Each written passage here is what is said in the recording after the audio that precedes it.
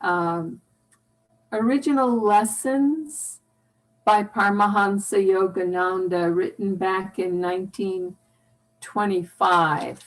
And my husband and I, Riemann and I, are alternating, giving you just little tastes of it, not necessarily comprehensive study, but little bits of inspiration.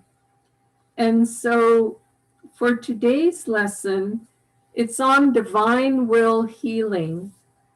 And I'd like to start, as we have been doing, by bringing Yogananda's voice into this discussion this morning. This is just a little over a minute. Hope you enjoy it. You are not a man. You are a wave of the sea, the bliss of the cosmic sphere of bliss, the ray of the cosmic light, the wave of bliss of the cosmic ocean. You should never say, I am God, you should say, it is the ocean of God, an ocean of joy that has become the little body. Go back there. Don't play with the storm of desire. You'll be buffeted and shattered. There'll be no end to it. Go back to the ocean of joy and intensely meditate. As often as you can avoid people and practice meditation, the nearer you will be to Christ and God. And receive my humblest and deepest and intense desire and bliss and blessing that you have the willingness and crystallize that willingness into action and action into habit. Then automatically become a spiritual alcoholic, drunk with God, as on the day of Pentecost, the disciples of Christ were drunk with the new wine of God. And then be in the world. You will see the world is a fun, a movie. Without that, the world is terrible. When you get mixed up with the movie, it's terrible. It's murder and trouble and famine. When you play in this movie with God behind you, it will be fun and joy.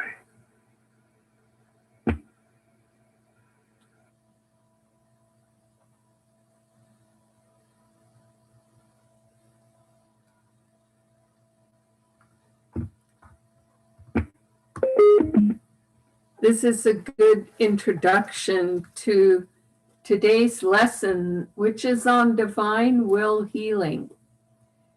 And many of us may be familiar with Yogananda's technique for healing body, mind, and soul, healing prayers, as we like to call them. But in this particular lesson, he talks about it in a slightly different way. He says the projected energy of God which brought forth creation is termed the divine will. Human will is microcosmic divine will. And then he goes on to talk about how to work with the divine will to help heal ourselves and heal others.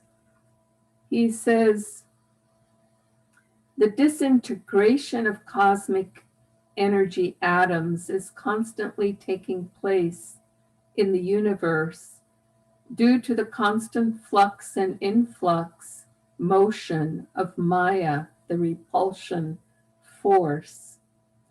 And essentially, he defines illness as the separation or pulling away from our divine source, and divine will healing as harmonizing us once again with that divine source. And interestingly, the technique that he offers after meditating and becoming calm is to rub the middle of the forehead in between the eyebrows, and then to hold the skin at that place with a pinch, concentrating all the attention on the touch sensation caused by that pinch. And then strongly project will and try to see the light.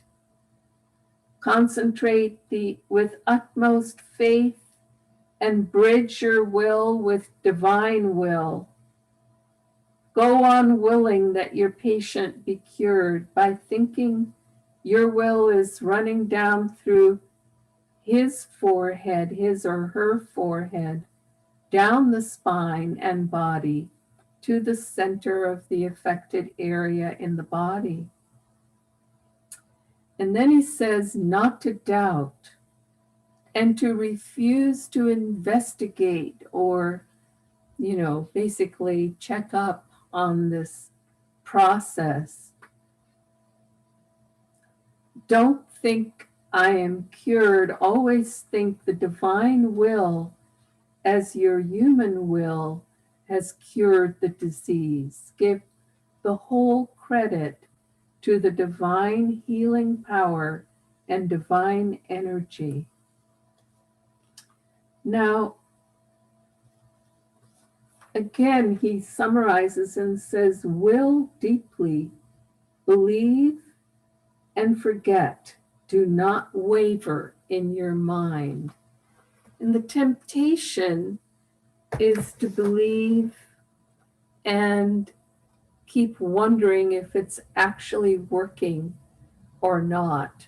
And he says any thoughts like that create a ripple, a restlessness, and a wavering in the attunement with the divine will and the resolution to activate that divine will. What a fascinating technique of divine will healing that he is offering here. And it makes perfect sense. I know I like to practice the presence of God by feeling that I am connecting with somebody from my spiritual eye to their spiritual eye. There is a great power. This is the seat of divine consciousness right here at the point between the eyebrows, energetically in our astral body. And so by concentrating there and, in fact, as he put it, pinching there to bring the concentration, we're focusing our energy one pointedly and we don't question it for a moment. Allow the divine will to do its will, as it were. And that will may or may not look like what we think it should look like, what we would like it to look like. There is a divine plan. And an important part of this is complete surrender and acceptance of that divine plan. And so that is today's lesson on divine will healing. Joy to you, and we'll see you again tomorrow. Many blessings.